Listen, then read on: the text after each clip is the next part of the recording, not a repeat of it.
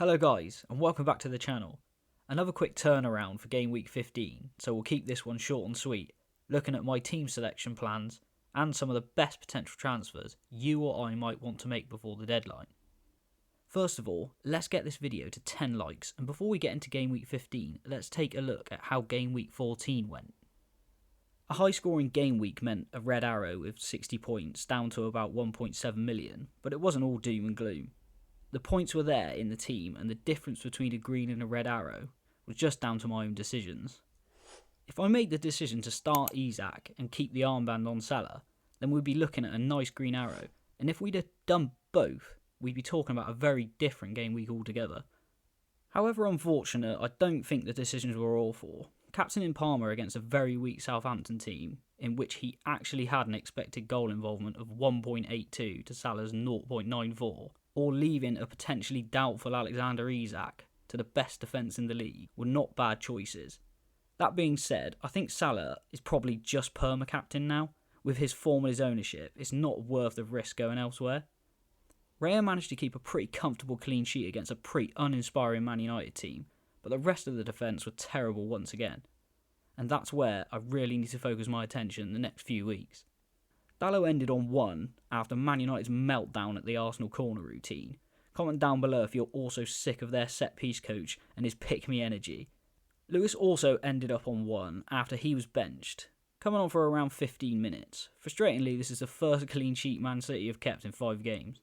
The worst of the bunch was Aït-Nouri playing for a Wolves team that have just shipped 4 goals 2 games in a row. He finished with a big fat 0. The Palmer captain choice wasn't a stinker, as he did get on the score sheet against Southampton, ending on 14, but the swing with Salah's haul of 18 is what really did the damage. Saka only managed 3 in Arsenal's 2-0 win against Man United, and Mbeumo also blanked, again for another 2-pointer, but we'll talk about him later on in the video. Rodgers scored in Villa's win, finishing with 1 bonus point and 8 points altogether. How he didn't get the assist for Cash's goal either is absolutely beyond me, considering some of the assists that FPL give. If you haven't seen the highlights, go and watch them after this and tell me we weren't robbed as owners. 2 blanks in a row now for Cunha following his previous 2 double-digit hauls, but I don't really see him as an issue in the team. João Pedro started up front for Brighton's fixture against Fulham after Welbeck was sidelined by injury. He got an assist before he came off in around the 80th minute, ending on 5. Now that we've gone over game week 14, let's move on to some topics around certain players and who you might want to target going forward. But before we do that, subscribe to the channel. Crazier than any FPL stat is the fact that only 2.5% of people watching the content are subscribed. Anyway, we said we were going to talk about him. This may be one of the biggest topics this week, and that's what to do with Bryan Mbeumo.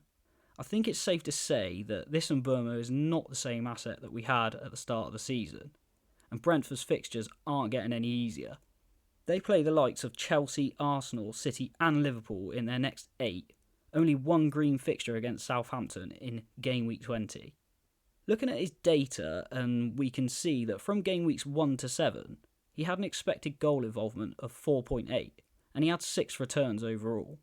Compare that to game weeks 8 to 14, where his expected goal involvements have more than halved, and his actual output has halved exactly.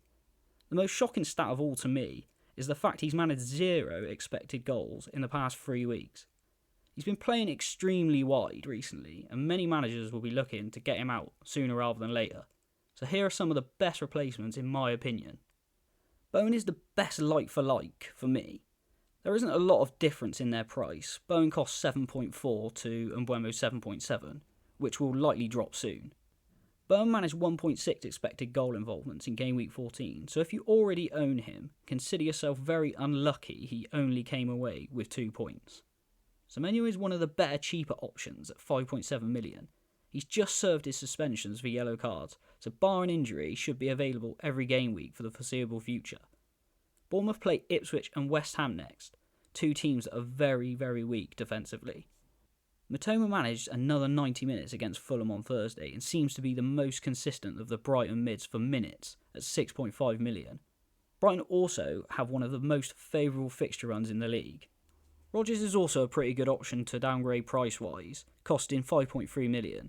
He scored in Villa's last game and has Southampton next, but his minutes may be a worry with Villa having Champions League commitments. I also think uxjtwg deserves a shout out for his form lately, but Fulham have Arsenal and Liverpool next, so I'd wait a few weeks if you want to go with him. The last option and the cheapest of them all at 5.9 million is Enzo. He's got himself back into the starting 11 at Chelsea, playing 90 minutes in the past 3 games. He's had 5 goal involvements between game weeks 8 and 14, but the biggest benefit is his price. Most teams are set up with 3 forwards and 3 premium midfielders at the moment, so Enzo would be perfect to rotate, and you're not going to have too many benching headaches. His price also allows you to improve elsewhere, possibly in defence, and with Trent looking like an option again, he's a great player. Trent got 2 assists in the Newcastle game when he came on. He's top of the expected goal involvement stats for all defenders with 0.38 per 90, and his expected goals conceded is also top of all defenders with 0.75 per 90. Liverpool have a great fixture run coming up as well in the short and long term, playing the likes of Everton next, and Leicester, West Ham, Ipswich and Wolves later on down the line. He'd probably be my top defender to target at this moment in time, with the uncertainty around Gabriel, but owning both of them in the future would be ideal.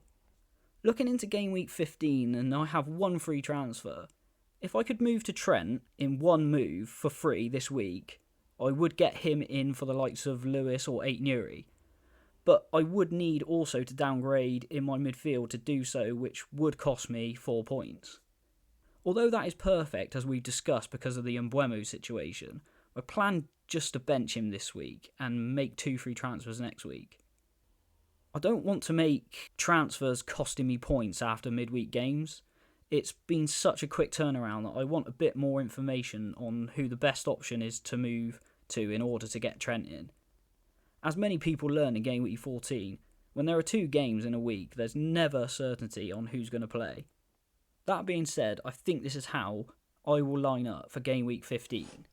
Rail will remain in goal against Fulham. Arsenal are still one of the best defences in the league, so I don't see any point in moving away from him. The defence stays the same with Dalot in a much nicer fixture for game week 14 against Nottingham Forest, who haven't exactly been banging in the goals lately. Lewis was rested against Forest, so hopefully he'll come back into the team for City's fixture away at Palace, but it's a coin toss between him and Hall at the moment.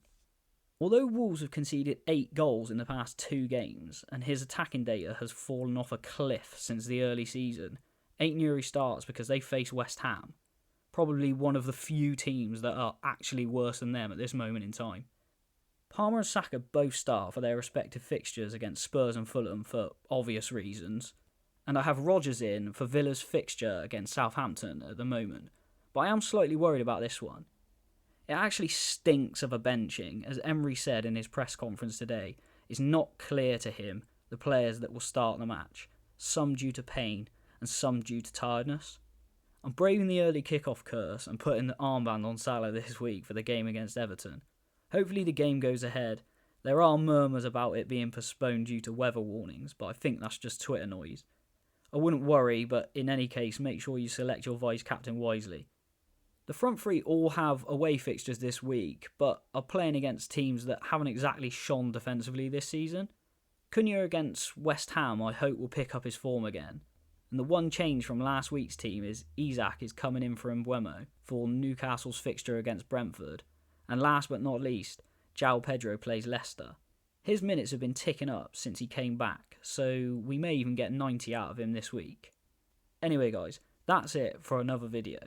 If you enjoyed the video, please like and subscribe to the channel for more FPL content throughout the season. Check out some of my other videos, and go and take a look at my new TikTok account under the same name, FPL Pinnacle, for more short form content.